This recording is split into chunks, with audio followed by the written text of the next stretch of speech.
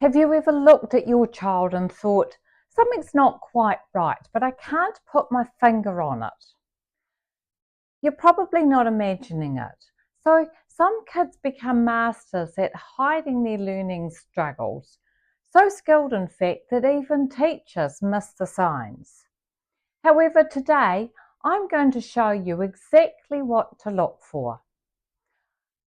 I'm Nikki from Dyslexia Unpuzzled, and if you've clicked on this video, the chances are you're sensing something is beneath the surface. Today we're uncovering something that I see constantly in my practice: the exhausting reality of children who are working overtime just to mask their struggles. We'll explore why they do it, the specific signs that even for professionals, and most importantly, how you can respond in a way that builds safety and trust instead of shame. Let's start with the big question. Why would a bright, capable child hide the fact that they're struggling? The answer simply comes down to one thing: survival.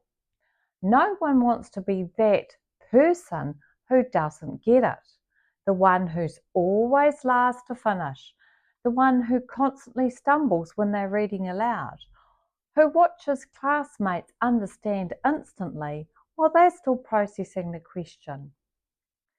Children, especially those who are bright and observant, quickly learn that struggling makes them different, and different often feels quite dangerous in a classroom setting. So they develop sophisticated coping strategies. They learn how to guess brilliantly, to copy subtly, to redirect conversations, to become the class entertainer, to suddenly need the bathroom right before maths time or reading time, to shrug and say, whatever, this is stupid anyway. They become experts at not getting caught. However, here's the thing that breaks my heart. While they're busy protecting their image, they're missing out on actually learning, and the gap just keeps growing.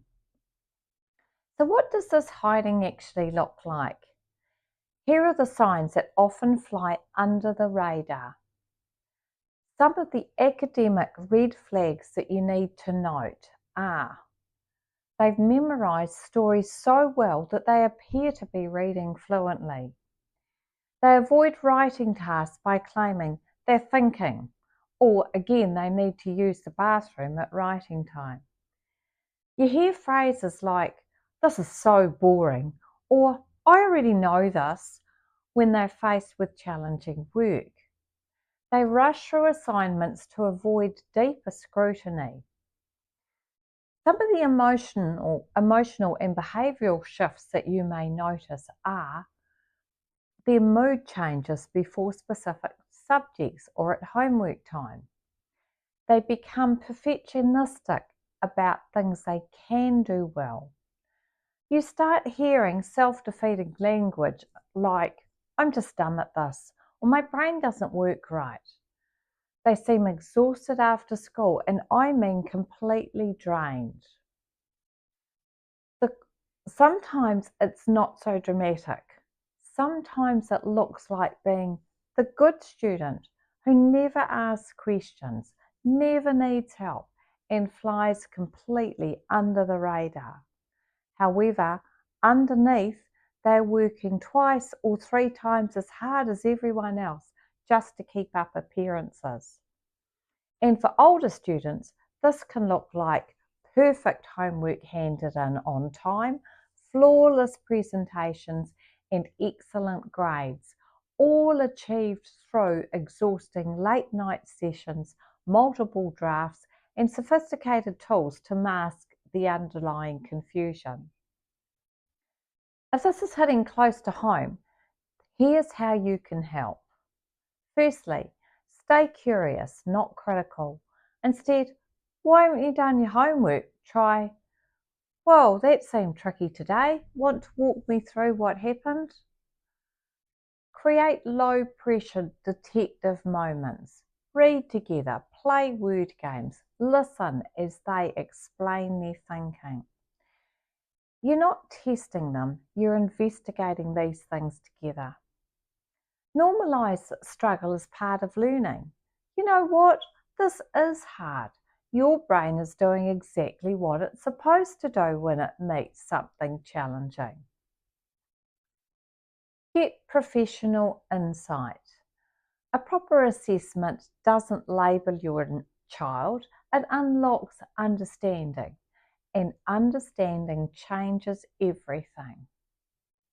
I recently worked with a 17-year-old girl who appeared to be thriving academically. She could read fluently, got excellent marks, and her teachers had no concerns. But her parents noticed something just wasn't quite right. Here's what was really happening. She would read entire chapters perfectly, every single word accurate and correct, but she couldn't answer a single comprehension question about what she'd just read. She was working until midnight most nights, writing and rewriting assignments after running them through Grammarly. She was desperate to make sure everything looked perfect. She would run them through Grammarly multiple times to make sure she achieved this. She'd become a master at surface level success while completely missing the deeper understanding. The exhaustion for her was overwhelming. However, she was terrified to let anyone see that she was struggling. When we finally slowed down and started building meaning with concrete methods, she was so relieved that she realised that she had been pretending for so long. She said, "I thought everyone else just understood things that I couldn't." That's when real learning begins. If your child is hiding their struggles, it doesn't mean they're lazy, unmotivated, or trying to trick you. It means they're protecting themselves the only way they know how. Your job isn't to catch them struggling. Your job is to make it safe for them to stop hiding. Let them know that struggling doesn't mean failing. It means their brain is working hard to figure something out. And that's exactly what brains are supposed to do. If this resonated with you, please give this video a thumbs up and share it with other parents who might need to hear. Subscribe to my channel for more real strategies that actually work. Remember, the most powerful breakthroughs often start when we stop pretending everything's fine and start getting curious about what's really happening. I'll see you next week.